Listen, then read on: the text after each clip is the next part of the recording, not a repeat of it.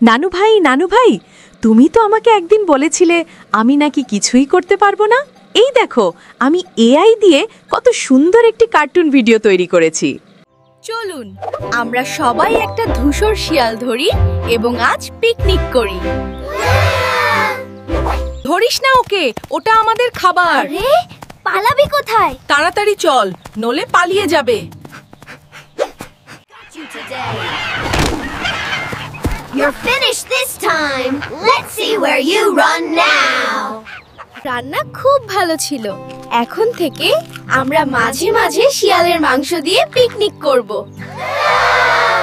নানু ভাই, আমি তোমাকে এই কথা বলেছিলাম যাতে তোমার মনের মধ্যে একটা জেদ তৈরি হয়। মনের মধ্যে জেদ না জমলে কোনো কিছু করা যায় না। তোমার কাজ দেখে আমি অনেক অনেক খুশি হয়েছি। তুমি চেষ্টা চালিয়ে যাও, একদিন তুমি অনেক ভালো করবে।